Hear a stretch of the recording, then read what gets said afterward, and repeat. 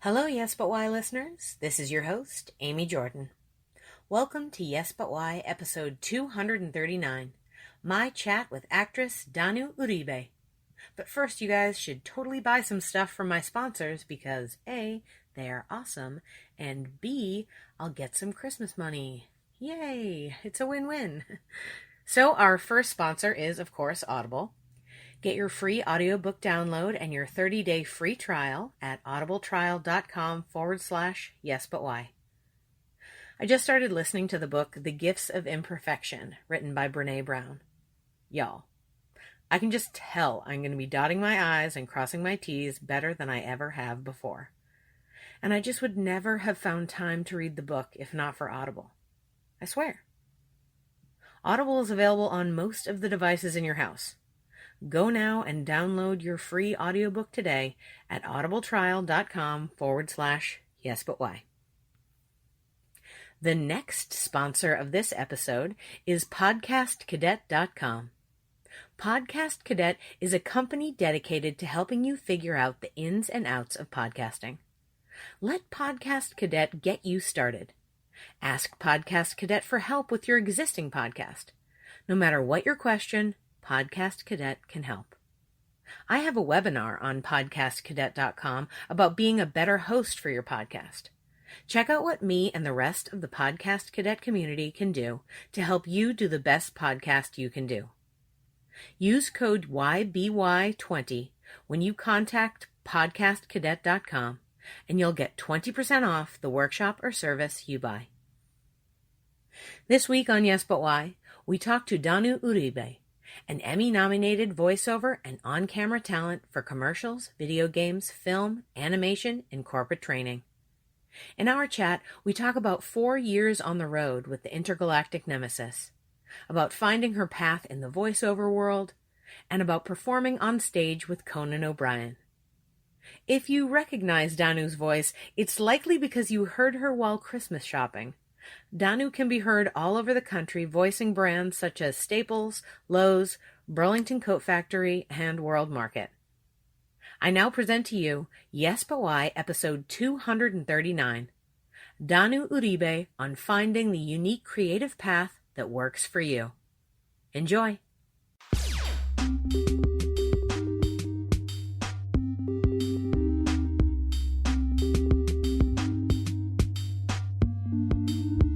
I'm Amy Jordan, and this is Yes But Why podcast. Yeah.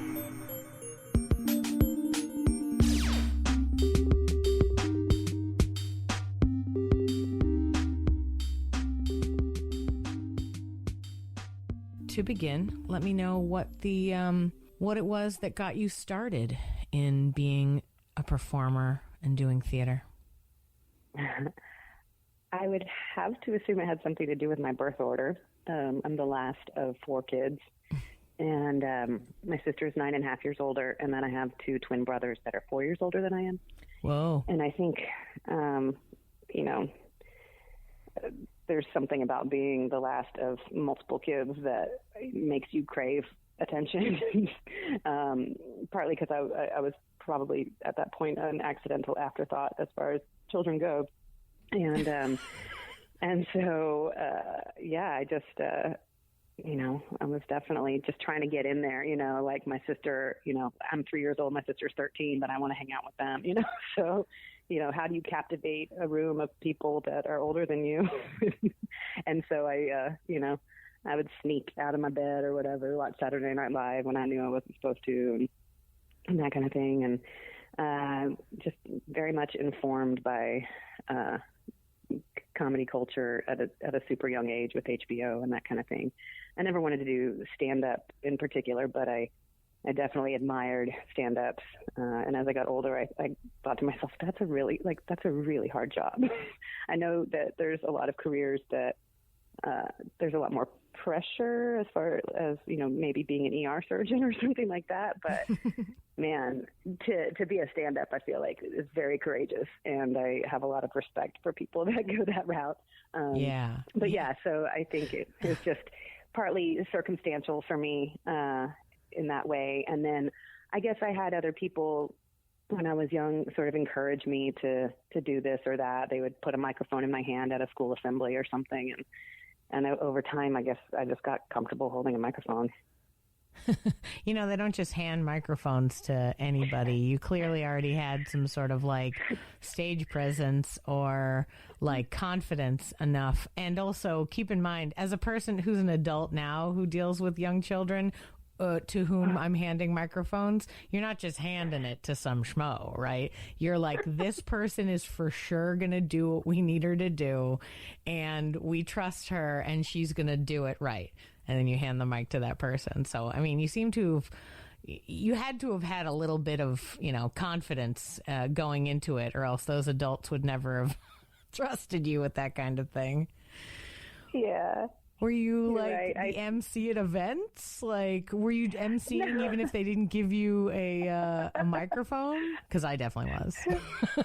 No, I mean, if I'm at a wedding or something, like, watch out, I might get up there with the band. But, you know, as a kid, I think the first time that I have photographic evidence of was either like kindergarten or first grade. There was a streak of days that had over 100-degree weather. I lived in the Valley of Texas in Brownsville, and it was like 107 for a week or something. And at some point, they decided to just have everybody go into the cafetorium or whatever because it was cooler in there.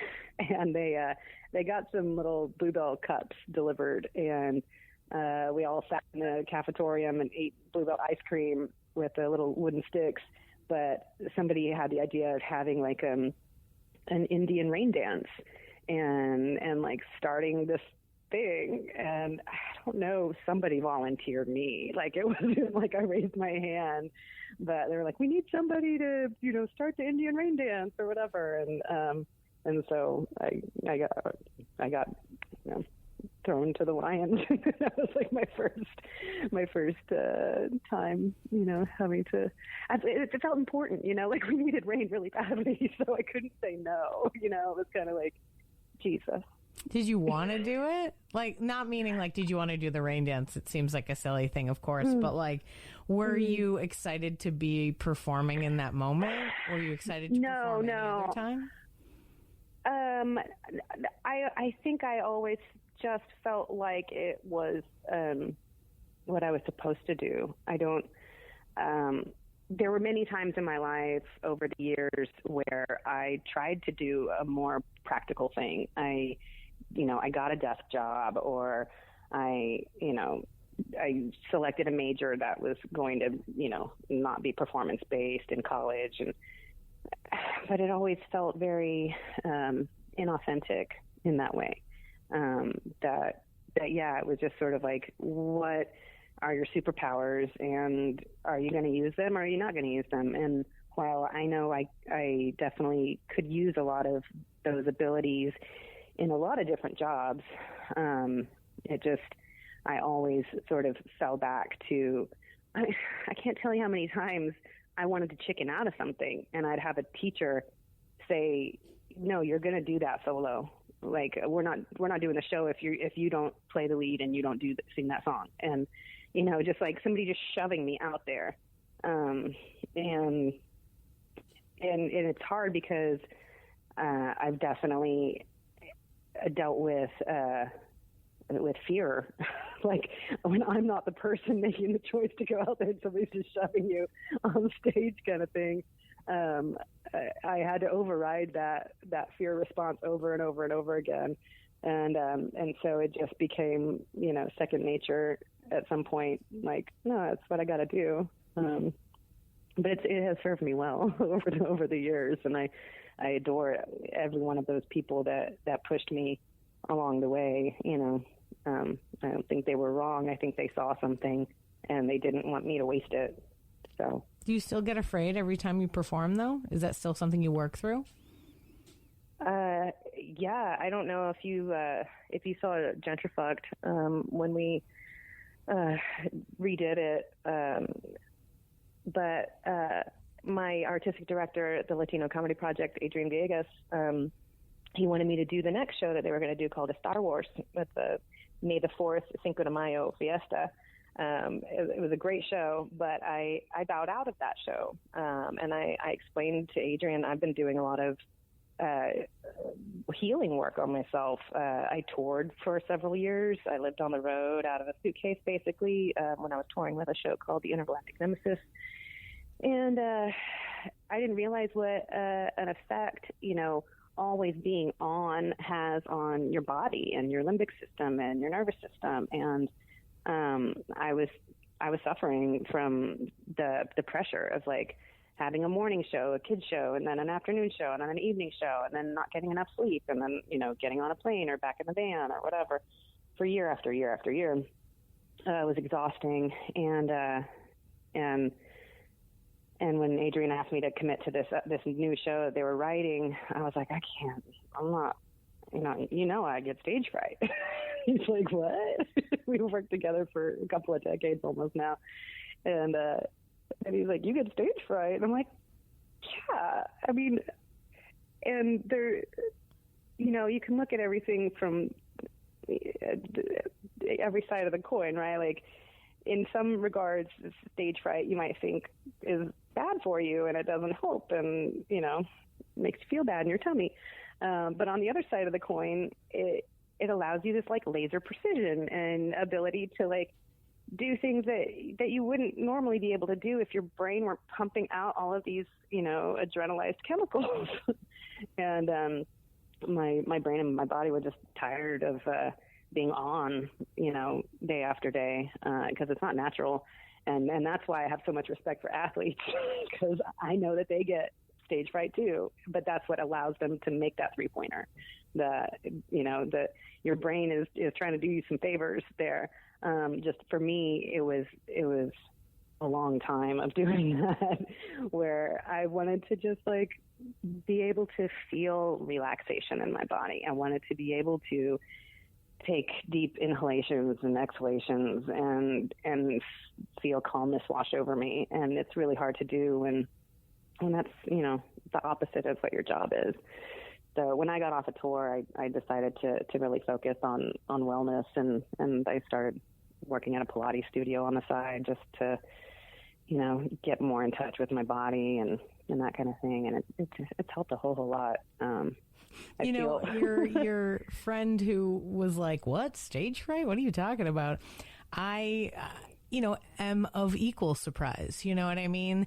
Purely because I've known you for a number of years, and you project great confidence and great ease when you're on stage. So to hear that it affects you so deeply on the inside is like, gosh, you're like an extra good actor, because I really can't even tell that you're feeling that on the inside. But as well as that, I totally like the idea of going on this tour and having to do it all the time. And then since you're on the tour, it's not like you get to go home and like relax after a show. You're still with the people, and you still gotta be, like fun time Danu in the van, and you're like, all right, listen, I'm going to put my earphones in and no one talk to me. But you can't say that because people are like, what? No, let's all hang out. This is when we bond, Yeah. Man, that's gotta be rough. How many years were you on tour? About 4 years. And I, like during the holidays or stuff, I'd come home, and there might be a little break in the summertime, weekend here, weekend there. But, I never had like 8 roommates at once, it was like, the Real World on MTV, or like, I'm dating myself, but, no, absolutely. I love it. First reality show ever. That's right. Go so Puck. Weird. And how other people can trigger your responses, and it was such an opportunity to learn more about myself, where I'm like, oh, why does that rub me the wrong way, and what does that remind me of, and you can, it was a real gift for me to be able to have that experience, and I'm really glad I took it. When I told my older sister, that I had that opportunity, she, I was like, should I do it? And she's like, well, you kind of have to, right? And that was, and that's been the theme of like you've been chosen, like you kind of have to. And I know in life it's not really like that. You do have free will and choice, but sometimes when everything in your environment is pushing you down a path, do you look back or do you just go, head first? And I just went head first because it was what I felt like the universe was pushing me to at that time. And it came to an end at the right time too. Yeah, I was going to say it's always finite. You know what I mean? It's not like you have to do it forever. That's the beauty of gigs. Like some people work at a bank for 40 years. Well, nobody does. But I hear that was a thing that happened one time. And all I mean is they didn't get to try different things or go on different adventures. In this case, when you went on that tour, I'm sure it was super hard. But you're right. You learned so much. Maybe it happened at a time in your life when it was like the last possible moment when you're going to say yes to something like that. You know what I mean? The world, certainly now the world is different. There's no way you could have anticipated this. But like the idea of going on a 4-year tour now is a lot different than going on a 4-year tour a few years ago. Right. And so you got to check that off your list now. Other people might not be able to. It's just going to be a different kind of thing. They don't get to experience that. And I like the idea that you got your little real world experience. Like, even though it's weird and crazy, if you had never had a bunch of roommates in your life before, it's a crazy experience. And I would say generally to the audience, I would say try to do this in your early 20s and not wait. However, if you need to do it later, because that's how it leads with, group tours, then, that's what you got to do, right? The first time I ever traveled for a show, I was like, 36 or something like that. And like going in a van with a bunch of people to go do a show and stay over one night. It was like, this is crazy, but hey, I wanted to do it before I was going to be like, no. Like if you asked me today, I'd be like, no. So I think it was after I got off a tour, but I was shooting Christina Parrish and David Howe's movie Call Me Brother, and they were shooting it at Christina's grandmother's house. And this is within the last several years, but I was going to sleep overnight there, and it was like even that experience was really funny for me because here they are shooting this movie in this big house, and like people are sleeping in every nook and cranny, and I'm sharing a bed with an actress that I had met that day, Kim, and it was just it was really funny because you're like, wow, I never thought I'd be like sharing a bed with a female stranger at this age, but here I am. But yeah, the whole touring experience was great for so many reasons. There was a point in the tour where, we got asked to perform on Conan, and there was something about that particular experience where the director of the show, I think it was after that, he was like, you're really like holding yourself differently, and I hadn't noticed it, but I did. I felt different. It was weird because I anticipated being really nervous for that show, and then I wasn't. And part of that was because I had watched that documentary on Conan before I left on that trip, and he's so improv based. He has so much background in improv, and I was like, oh, we speak the same language. Okay. And it was such a deep comfort that when I got on stage with him, we were like old friends, to a certain extent. Meanwhile, there were other people that were around us that were super nervous, but yeah, it was just, it did something to me. It kind of shut off that sort of imposter syndrome voice that a lot of really amazing performers have. They just have that voice in their head that's like, you're a fake. You're not talented. You're not good enough. What are you doing here? Why are you here with all these talented people? It was like, oh, wait, if at some point you are in a room with other really amazingly talented people, like, it's not a mistake, Yeah. And I'm just having that confidence in yourself and being able to really own your talent. A lot of people don't ever get to that point, They make amazing things and still, talk crap to themselves every night, Can I just say, like, what a huge shout out to improv in general? Like, the idea that it's a style of performance that you and this other person had been involved in. And even though you had never done improv with them before or knew what they had studied or anything like that, just the sheer fact that you were like, we are both aware of the rules, and and I know, and we're going to be okay. And I say that because, if I don't know much about Conan O'Brien, but from what I understand, he's not exactly himself the most comfortable person. Like, he's pretty anxiety ridden on the regs.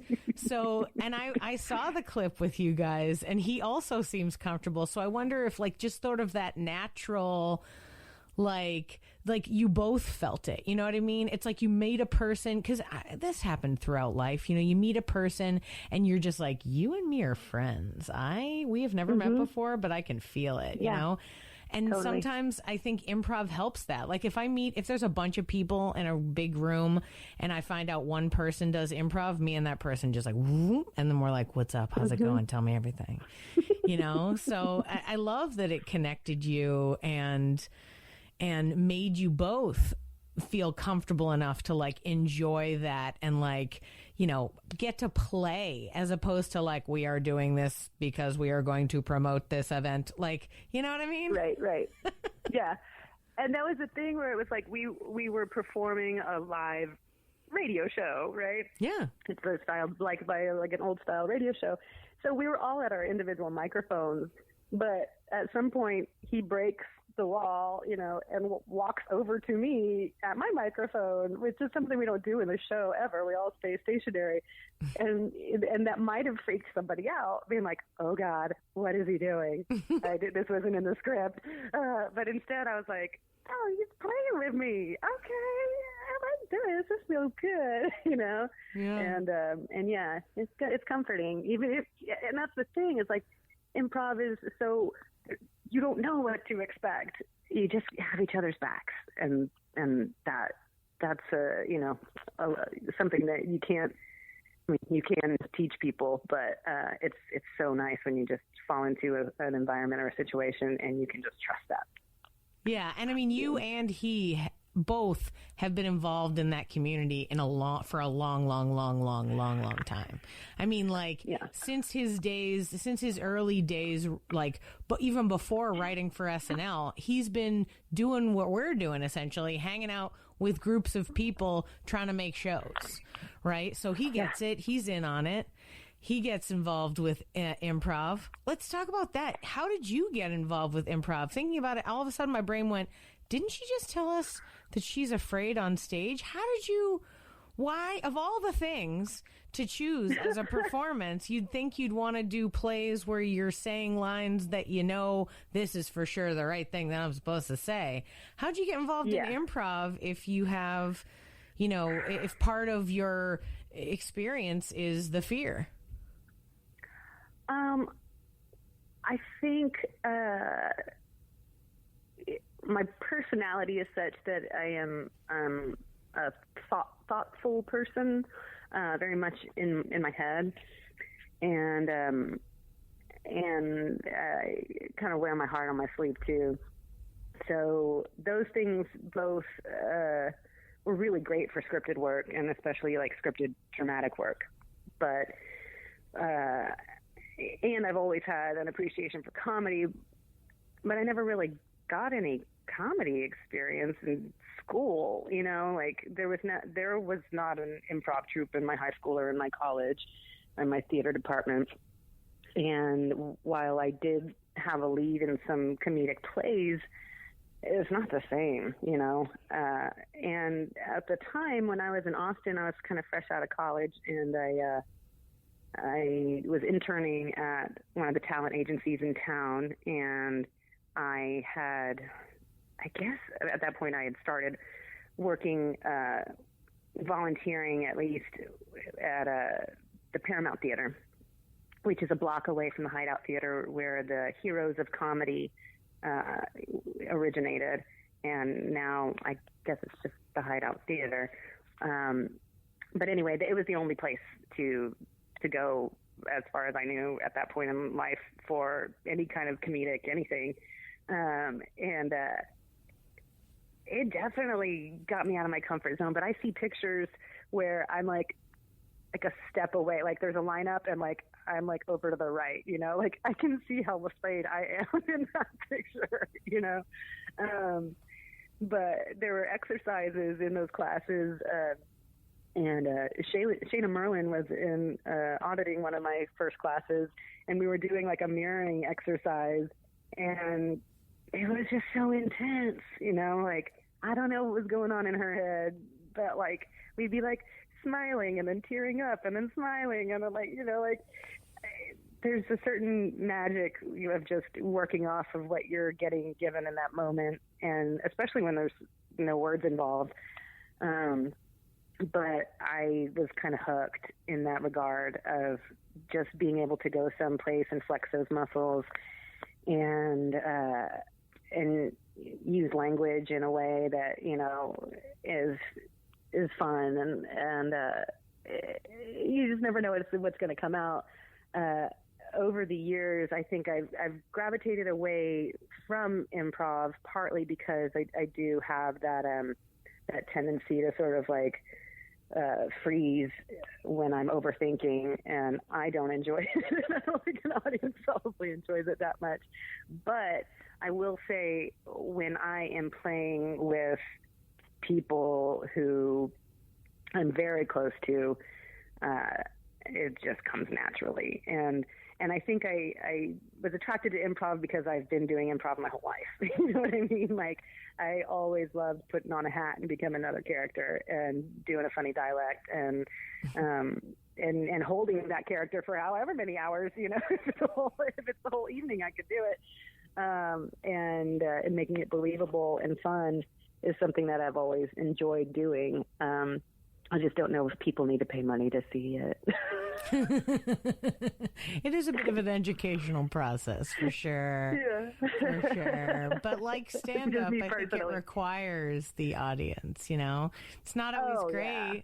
Sometimes you're yeah, that joke didn't work, but that person needs to hear that joke didn't work, right? I've taught enough level 1 classes to know that some of the lessons that I try to tell them over and over and over are hard won on that recital night. And they walk back after the show and they tell me the thing that I've been telling them the whole time. Hey, did you know that this? And I was like, yeah, that's what I was saying. Right? Whatever it might be. Hey, did you know it's easier when you keep it simple? Yeah. Yeah, I do. I know. Yeah. I do that. Mm-hmm. Yeah. That was the day 2 lesson is what it was, just things like that or they come back and I go how'd that political scene go? And they're not good. And I was yeah, I know. I told you not to do that. Why would you do that? Don't do that. And that's the thing. It's well, there are rules, air quotes, and it helps to know the rules and remember the rules. So if you want to break the rules, you can. If you don't do anything with enough frequency, it's going to be harder when you go back to do it. It's like any workout, anything, routine or whatever. So for me, I was always kind of juggling multiple balls in that way. And so I never, I've been in a couple of different improv troupes, but I never gave improv all of my creative energy, So I think in that way I could have. And when I was on tour, I actually had the opportunity to have the summer off, and I went to Second City and did their summer camp. What they call it? Which Second City? At the training center. Yeah, in Chicago, and I did the writing, sketch, and the improv one trainings, and that was super educational for me because I hadn't closed my mind off to improv in any way, but I was very much intrigued by the idea of creating sketches through improv. And there were some like life choices that came into view after that experience. They kind of just you get an impression of what it's going to be like, I know there are some people that do improv as a sort of stepping stone to their next big thing, whether that's, a comedy variety show or a sketch show or eventually, they want to be a YouTuber or they want to be, on SNL or whatever the thing is. And it can serve those people really, really well. For me, I saw people being super cutthroat in that environment to get into, whatever team that was going to be able to perform on the cruise ships, that was going to eventually be on this other team, and they'd be able to, tour with the thing or whatever. And I was like, oh, I don't enjoy touring enough to continue touring for the rest of my life. And if that's the next step from this place, like I've already been on tour for several years, that's not where I want to see myself, And I think that that's an important lesson that my older sister taught me a long, long time ago was like, when you think about your job, like, where do you want to be? Where do you see yourself? Are you inside or outside? Are you with other humans? Are you not with humans? Are you with animals or trees? Or, do you deal with paper, data entry, or are you on your feet? Like all of these elements of what a job entails. And if any of those elements don't seem appealing to you, there's other jobs out there. But for me, I was like, no, I don't want to be in a really competitive environment where people are not being nice to each other. That's not where, and I'm not saying people are not nice to each other there. I met a multitude of extremely kind, loving people. But it's okay. The Chicago improv and theater scene is a cutthroat thing. It's a tough situation. There's a lot going on there. And that town is very much a location from where, a big chunk of people get famous. You know what I mean? So if that's your end game, that's what you got to do. Good.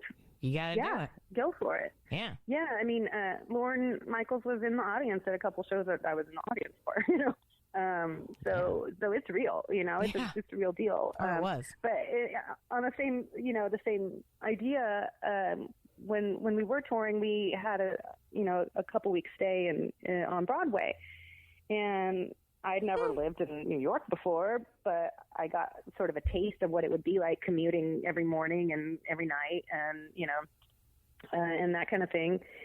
And I'm like, I love Broadway. I love singing and dancing and all the things. But I don't enjoy the quality of life in New York City. It's just not my speed, and I'm aware of that.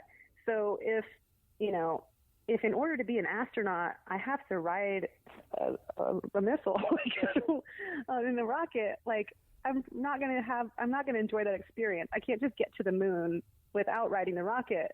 So I guess I'm not going to be an astronaut, and I think a lot of people have, this dream of, I want to do X, Y, or Z performance wise, but they don't think about what their quality of life is going to be like, whether they can live in a home or have a cat or even have a plant. Like, if you're like, no, you don't get any of those things ever. You live in a suitcase and that's your future, that maybe that's, what you thought was your dream isn't really your dream. and it's okay. It's true. There are a lot of things to consider for the larger idea of, what it takes to be an actor. And you're right. Like, there's only a handful of like, okay, you're an actor. You are going to make a ton of money and have a nice house and maybe even relationships. Who knows?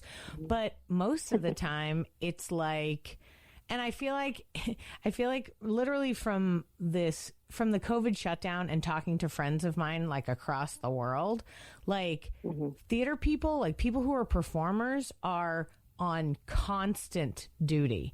They are always out there singing and dancing. They got the hat in the air, da, da, da, da, da, da, like they can't stop. They constantly have to either be auditioning all the time or maintaining the, show that they're in, whether it's traveling or it's playing the game, like you're saying with the cutthroat thing. There's cutthroat stuff in all the major. You think in LA it's not cutthroat? Oh, it is, especially for the actors that are like on television shows that aren't the famous person people are watching it for. Like the idea of that, the pressure of that.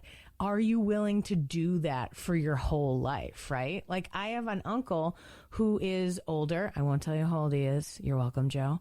But he's an older man. He's been acting for many, many years, and he's dealt with the crap. And he deals with the crap like today. Like I'm talking to him recently about like the gigs he's doing and the gigs he's got to find. And it's like, oh my God, like he chose this for a full-time forever job, right? The figuring it out, the gig to gig, the like, I'm sure it'll be fine. You have to be okay with that. And you have to be able to, drop everything or juggle. If you're great at juggling and you can juggle a relationship and kids and also doing full-time theater work and figuring out how to pay bills using that, like, great. Yeah. There you go. Good for you, juggler. But I don't know. I mean, so to your juggling act, which I've, again, only watched the side bits of, we know each other, but we're not like around each other all the time. So I don't know all the things you're involved in. How for you, so after you got out of college where you got a quote unquote respectable degree, then you're doing improv in Austin. How did you become an actor in film and commercials? Like where did that come in and how did that progress for you to the other things that you ended up doing? So I had heard a long time ago somebody tell the story of, it was like Rita Hayworth or something, right? And she gets discovered by working in a diner or something, right? Sure. But somebody along the way said something really bright, which was, if you're going to get a day job or, some kind of job to pay the bills while you're trying to do this other thing, do it somewhere that's in your field. Like, don't go get a restaurant job because that's not where, the people that can give you work are. I mean, you don't even know where they are. So I immediately came back to Austin and, like I said, I got an internship at a talent agency, which just taught me a lot about casting and what people are looking for and how unimaginative they might be. And the sort of dynamics of, print versus on camera versus voiceover, and that kind of thing. And I learned what aspects I really liked about it and what aspects I, wish didn't exist. And for me at the time, it was difficult because I didn't, I'm mixed ethnicity and, I was younger and I just didn't feel like I fit into any sort of those casting boxes that, when people are looking for a Latina, she looks this way, or the girl next door looks that way. And like, I didn't look like necessarily either, but maybe a little of both. And so, I ended up, I did work selling furniture for a little while, which was just a good idea, so you know about home furnishings. But I always say that whatever job that you get in your life, it's either going to be something where you can learn a skill that you need, or somewhere where you can get a discount on things you like. Hey man, home furnishings are expensive. If I can get 50% off on a couch, I'll take discounts. It. Discounts are where it's at. I mean, that's the thing. Like, if you are gonna go get a job, like, go to a place you like to shop. I mean, you might as well. Right? But or it's like, do you want to know how to weld? Great, get a job doing that. You'll never learn otherwise. I mean, I know how to fluff a pillow like nobody, but and I can get fold a fitted sheet really well. But I used to go to hip hop hump days on Wednesday nights down on 6th Street, and it was great. There was a lot of hip hop talent in Austin. I don't know where it is now. But anyway, I met a guy who was an audio engineer at an eLearning company that was owned by Neil Bush and Georgie's brother. And he asked me if I had ever done voiceover work, and I told him that I hadn't professionally, but I had a teacher in college who was really hard on me. But one day he kind of gave me a compliment, and he's like, "You should really do something with your voice." And I noted that in the nice column. And so anyway, when this guy asked me if I had ever done voiceover work, I said no, but he asked me if I wanted to, read some narration for the e-learning modules for kids. And it was right up my alley, because not only did I get to do, just straight narration, but they had a lot of animated modules with different characters, and they were different ethnicities. And suddenly I was able to open up my tool chest of, different ages and colors and sounds, and in a way that on camera stuff had always been very limiting for me, in particular. And so I discovered I loved this this freedom that voiceovers provided me. And at that job, I also met Danu Johnson, who is an amazing animator and filmmaker. And at some point, he had asked me to do a scratch track for a movie he was doing called Flatland. And I was basically recording the part of the lead role Hex for an actress to listen to, so that she could, know what she was getting into and do the role. Well, as it turns out, I was doing that for Kristen Bell, of all people. And so that was really cool. And then I ended up also getting cast in that movie with her. But I play her grandmother, Arlene, and my husband is Martin Sheen. So while I never got to actually interact with any of those people, and Tony Hale is in the movie too, I never got to interact with anybody. It's just cool to see your name in the credits of an animated feature in that way. And after that, I started just doing something here or there. And it really just came down to word of mouth. I mean, people are always like, well, where do you get your jobs and how do you find them and this and that? And I'm like, I'm not a super competitive person. I played soccer as a little kid for a couple of seasons, but eventually I'm like, here, take the ball. I don't want to fight about it. And so that's kind of always been my approach, whether that's to my advantage or disadvantage. But yeah, for the most part, I let things fall into my lap or have people push them on me, and then I'm like, okay, I'll do it. And it's worked out really nicely, honestly. Yeah, I mean, I still audition for stuff here and there and get the rejection like anybody else, because it's, all about numbers and stuff. But for all the things that people keep using me for or whatever, I mean, it's word of mouth. They ask somebody and they're like, yeah, she's efficient and she's versatile and she, takes a direction well or whatever. And then they use me and then they're like, yeah, that's all true. And then, they call me next time or whatever. So, or sometimes people will take me with them. Like if they leave a job at one company and they go to another job, they'll take me with them in that sense, so that's always really flattering as well. I have a LinkedIn page that people say nice things about me, and I'm like, I guess it's true because they put it in print. So, have to take their word for it.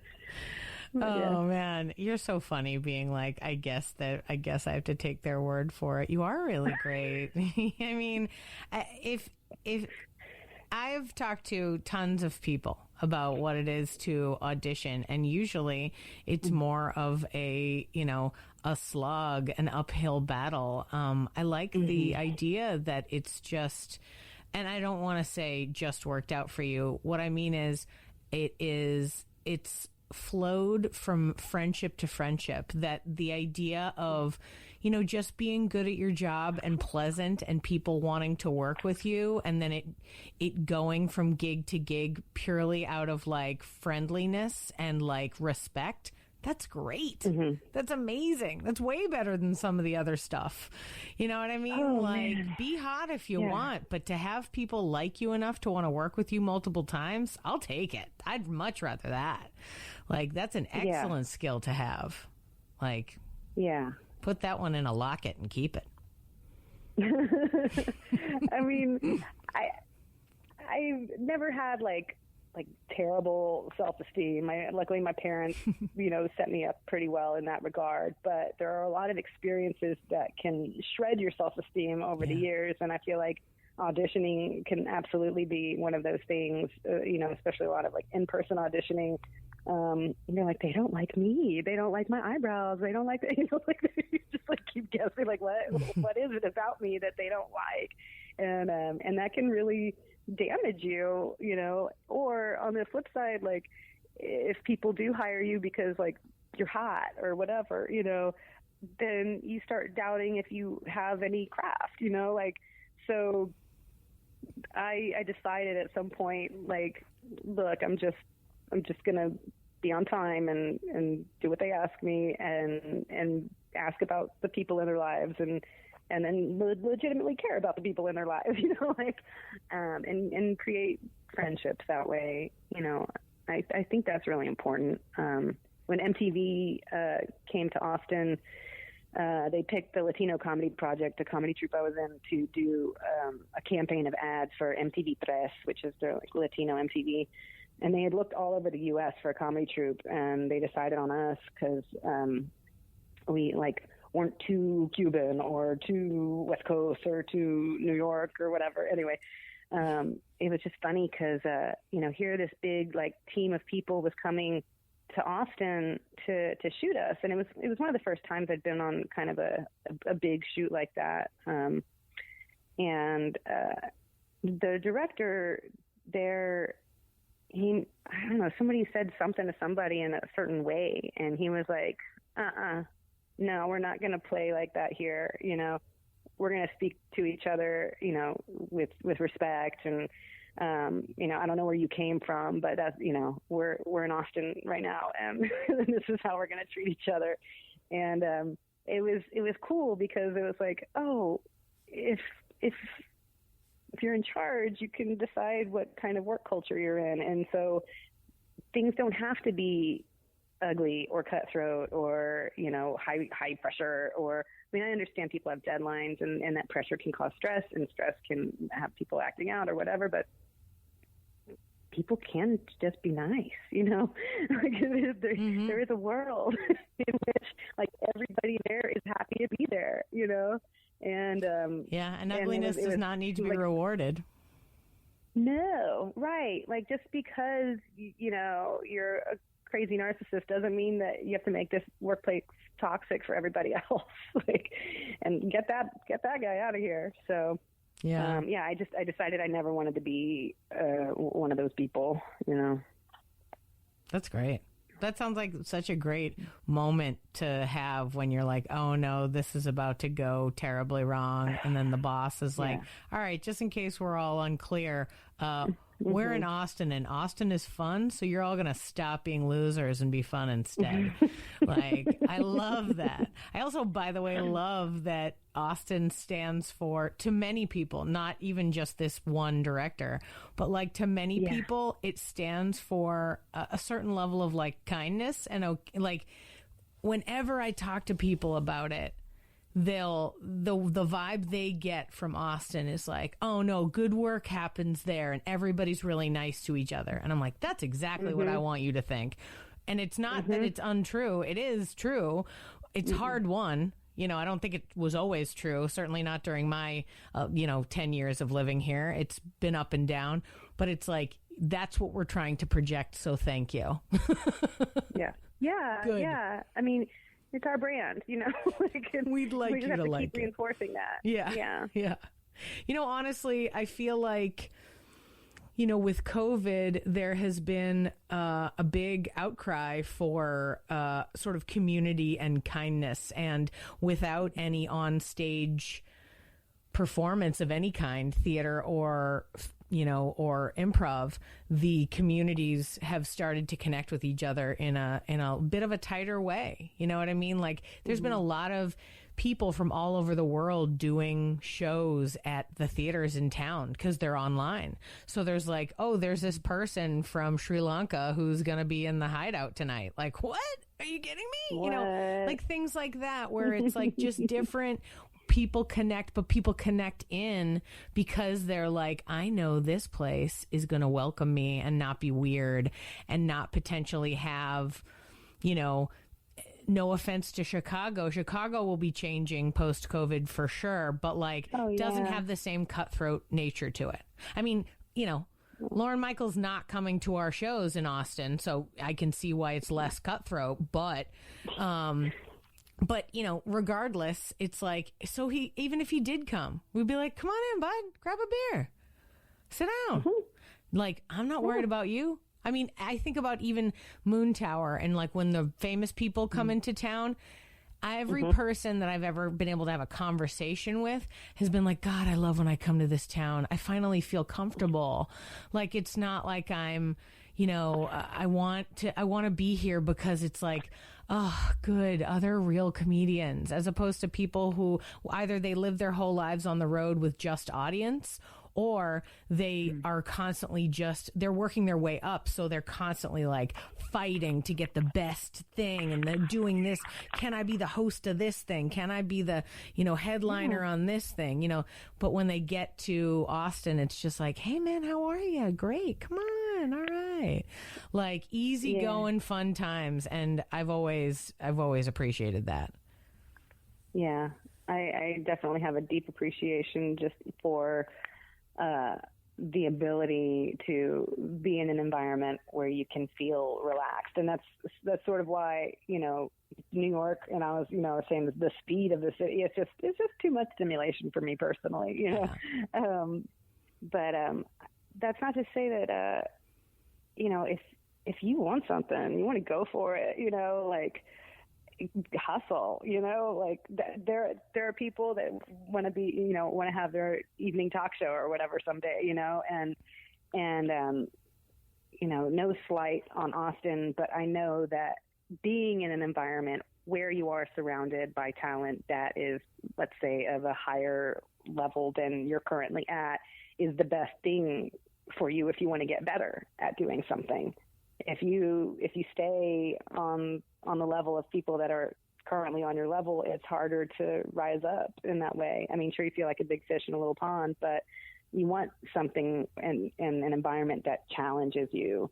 And I don't mean challenges you to like be able to pay your rent, just challenges you educationally and mentally. And sometimes you may not find that locally, and that's okay. And I say, you know, go to where you're going to find that. For me, I didn't, you know, I had enough teachers push me along the way, and now I'm ready to sit down a little bit, you know, but for people that still have that steam in them, like, yeah, go do it. Just, I hope you have a thick skin. Well, it's like we were talking about what your sister's suggestion was. It's like, know all the details of the different jobs. Like, if you're fine with, like, if you want to become a famous person, I'm sorry, but you've got to go to LA. You just got to go. I hear it's not as fun as you want it to be, but who cares? Because that's not the part. It's like that's not what you're focused on right now. Your apartment is overpriced and small. Who cares? Move forward. Can you sleep? Yeah. You're fine. Like, Go do the thing. It's a toss-up, right? It's like, what parts of your life do you want? And I'm going to say that, like, for me, it changes. You know, I've ebbed and flowed sometimes. Like, because I lived in New York City for almost 10 years. And at the time, it was exactly what I wanted. At the time, it was like, yes, I want the heavy energy of this place. I want to try real hard. I want it to be weird and be in dirty basements doing comedy. Yes. But when I left, I was sad for a little while, but now I could never live there again. Never, ever. And I even think about my friends who are still there, who are in the same boat as I am, married with kids now. And I'm like, what are you doing? How are you even doing that? Like, that's crazy, right? But it's just a matter of what you're looking for, right? Whatever your vibe is, whatever the place that makes you feel like this is home. Like, I didn't know. I grew up in Boston. Nobody was like, hi, have you heard of Austin, Texas? You should move there right away. No, I didn't even move here till I was 30. That's a bunch of my life that I was like, I guess I'll try this. I guess I'll try that, right? That's kind of what you got to do, right? With whatever you know about the job that you want to try. You got to try it here. You got to try it there. Did it work here? Well, it doesn't seem to. Let's try a different spot, right? And just find your place. And sometimes you're Conan. And you're working your way up and you work on SNL and you get your own show and all sorts of great stuff. But sometimes you're not.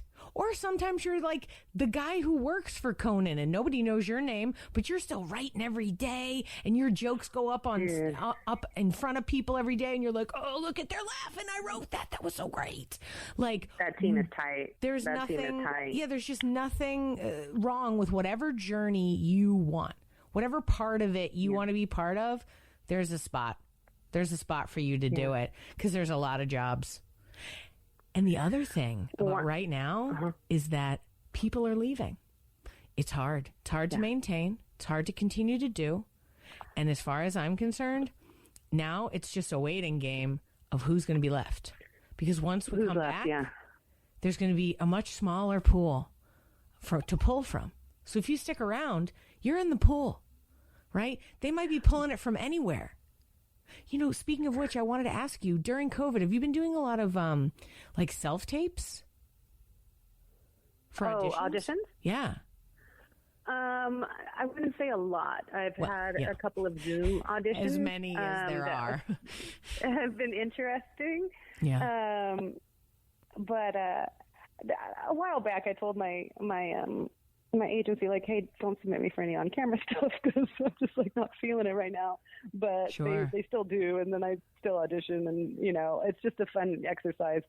You know, you got to just work those muscles out. But yeah, one of the reasons I gravitated toward voiceover work, not only for the freedom of expression, but like talking about quality of life, is it's really weird when somebody recognizes you at the airport at 6 a.m. in a city you don't live in because they saw you on TV the night before. Right. And that's never happened to you. And you're like, what's happening right now? And they're like, great job. You know, and I'm like, what? Who are you? And depending on if you want privacy in your life ever or not, you know, will determine how famous you might want to become. You know, there is a certain point where there's no going back. It doesn't matter if you're internet famous for a day, or you were on a terrible news story, or you are an Oscar award winner. Somebody's going to probably recognize you somewhere where you're just trying to go about your daily business. And, and that's something to consider. You know, if somebody's really private, but they, you know, they're like, I want to be famous, but then you don't think about what that is. You don't think of all that you have to give up to be a celebrity. And I mean, I don't think a lot of people do. You know, they just keep going that next step forward. But for me, it sounds horrible.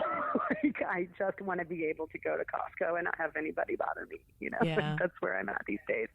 It's like, did you like COVID shutdown? Were you enjoying being alone in your house for a long time? Because I'm pretty sure that's the lifestyle of most very famous people. Like, I'm sure Jerry Seinfeld was like, yep, pretty regular. Still ordering my groceries. Like, you know what I mean? Like, not going out that often. Yeah. He goes out to do his car coffee show. He invented that show so he could leave his house. You know what I mean? Like, I didn't realize that. Well, no, he didn't. I'm making that up, but I bet you he did. You know what I mean? Like, how else would a hugely famous person, like, be able to leave their house without it being a super nuisance? Well, you bring a camera crew, then people aren't going to bother you. Yeah, hopefully, yeah. There's like a PA going like, I'm sorry, he's in the middle of something right now. Like, you know? That's what you do. I've always juggled. Like you were talking about juggling earlier, I've always had at least 3 jobs, right? So I was in my car for a good portion of the day, most weekdays anyway, just sort of hopping from job to job. And now, you know, I record at home too. So now I'm just not driving to studios as frequently, which I kind of like the not driving part, but I don't like the human connection that is not present anymore. I'm, you know, admittedly somewhat of a people pleaser. So having a director there telling me what they want is so useful to me. I mean, I love it so much. I love being for them to like be talking at me and being like, I want you to sound more like avocado. And I'm like, okay, yeah, I got that. And they're like, no, more like sunflower butter. And I'm like, yes, okay. So I change it, make it a little saltier, you know, like whatever the thing is. And it's so gratifying to me. I love doing that.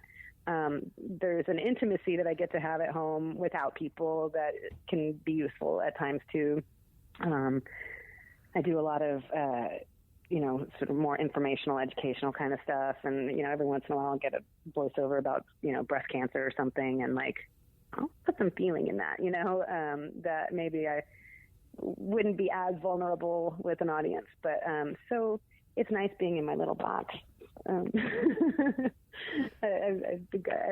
I've found the thing, you know, the only dream that I have that has not, you know, come true would be to be on like an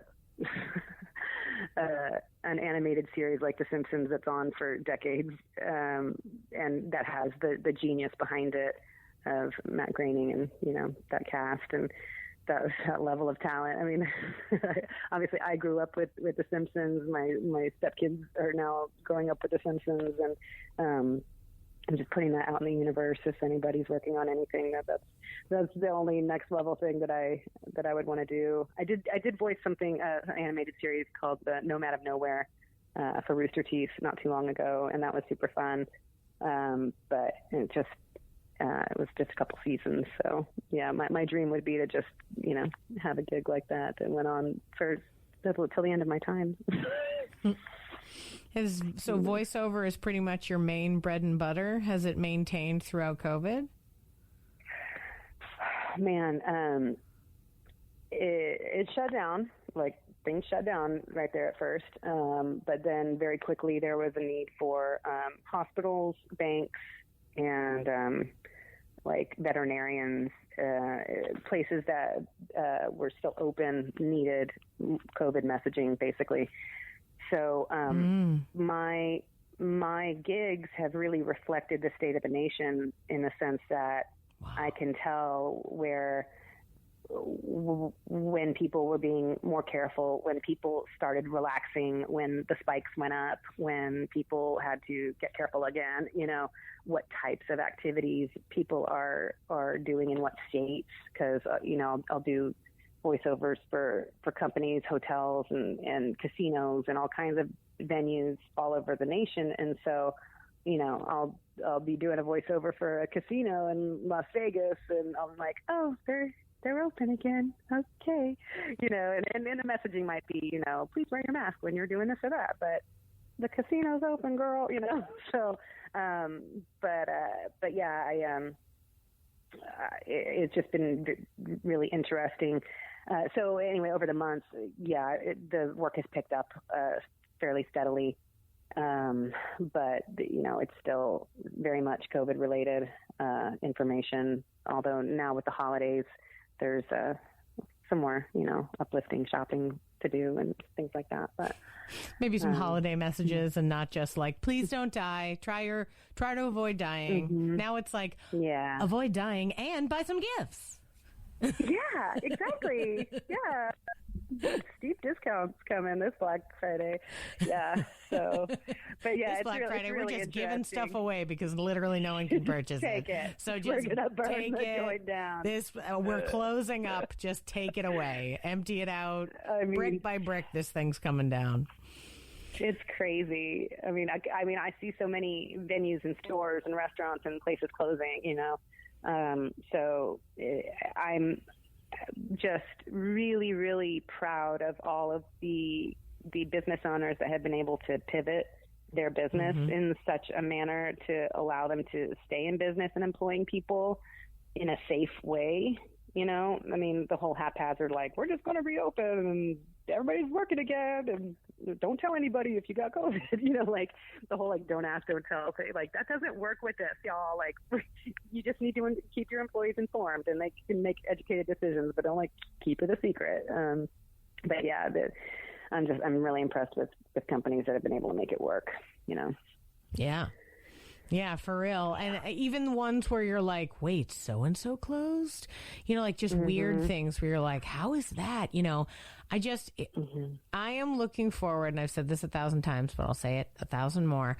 I'm looking forward to 5 to 10 years in the future when I can watch a documentary that explains to me everything that happened.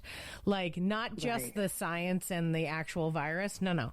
I'm interested in the larger cultural, like the way that the businesses were, which businesses worked well. What's the business model for those? Like, what did they do to pivot? Like, how did it work out?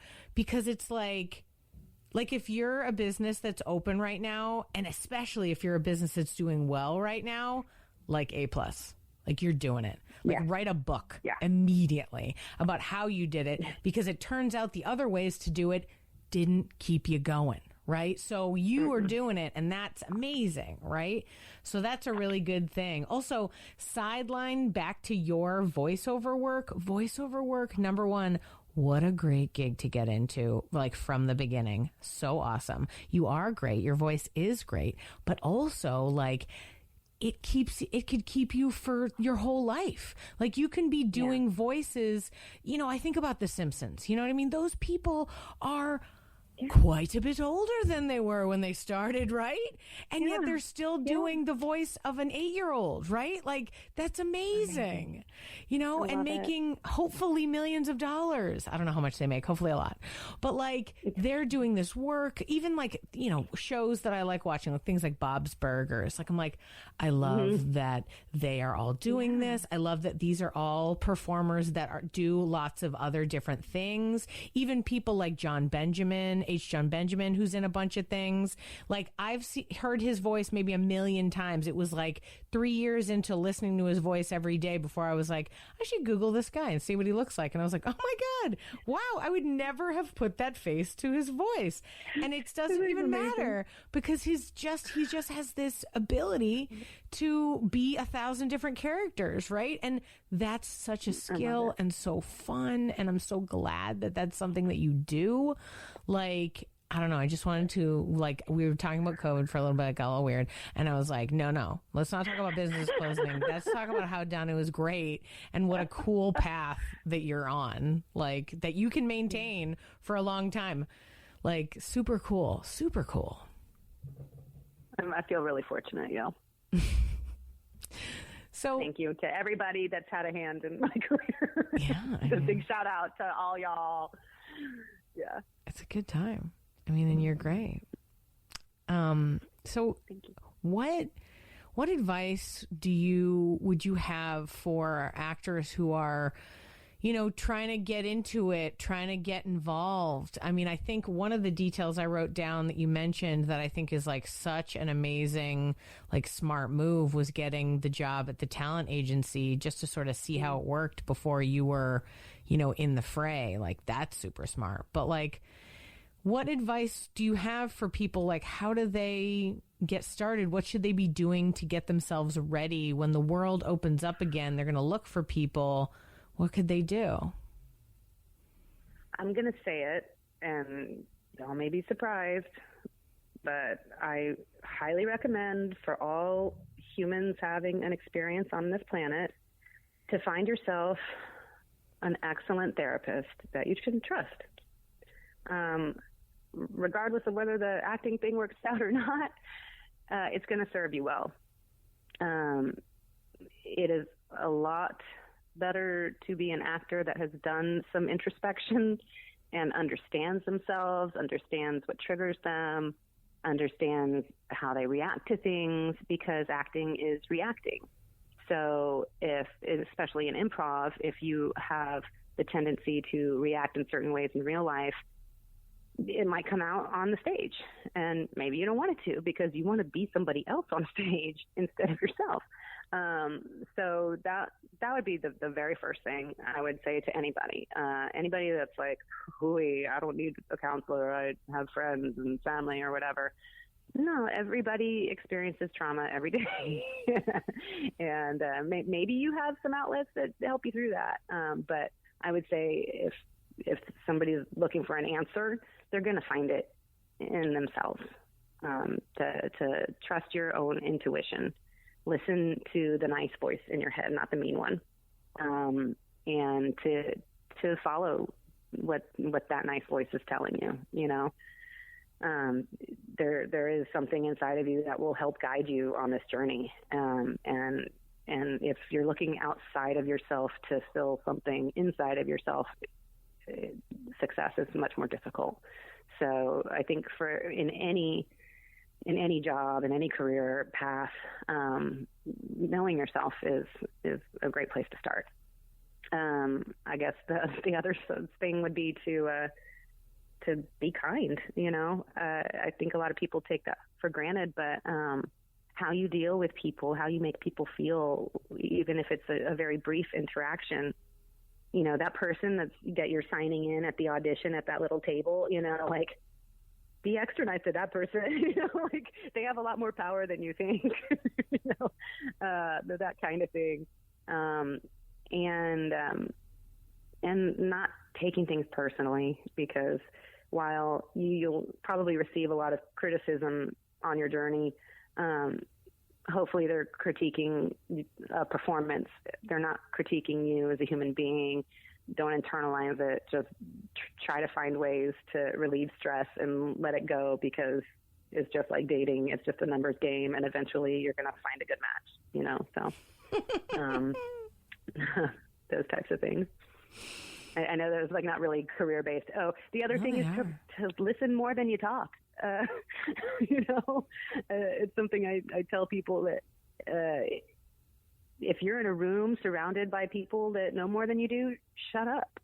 Don't try to captivate them and, you know, grab their attention or whatever. I mean, yeah, a nicely placed joke in a conversation might get you some points, but like really, really listen, actively listen, put your phone down, you know, like make eye contact, connect with that other person there.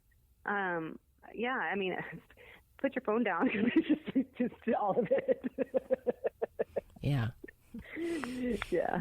Put your phone down. Connect with people. Yeah, connect with people, like in person, you know, you're 10 feet away, whatever. Also wear your mask. Yes. Yeah. But yeah, you know, it's just a sort of like the kind of stuff that will help you every day, but will especially help you on the difficult journey of, you know, being an actor. For sure. Awesome. Great. Thank you, Danu, so much for chatting with me and being on the podcast, chatting about your experiences. And, you know, just, I'm really excited that the voiceover work continues for you. I'm sorry that it's weird, but, you know, it'll improve, you know, like you said, it's the holidays. Pretty soon it's like, you know, St. Nick is on his way, you know, you'll be saying more pleasant things. But I'm so glad that you're working, and I'm so happy you're out there, and I know that you'll be working hard and, you know, in more projects as projects start happening. Yeah. Yeah, and if you do any holiday shopping, listen out for my voice overhead. I love that. I'm going to be listening for you everywhere. It's kind of creepy sometimes. I'm like, oh, that's me. Oh, here, that's me. You're all over the country just telling people to wear their mask. I like it. Yeah, or what sales, you can save on. Yeah. So, yeah. And I've always been frugal, so I'm like, it is my pleasure to help people save money. That's so funny. Oh, my God. Oh, my God. Thank you, Danu. Thank you so much for being on the show. And thank you for thinking of me. Oh, absolutely. I really appreciate it. It's been really great.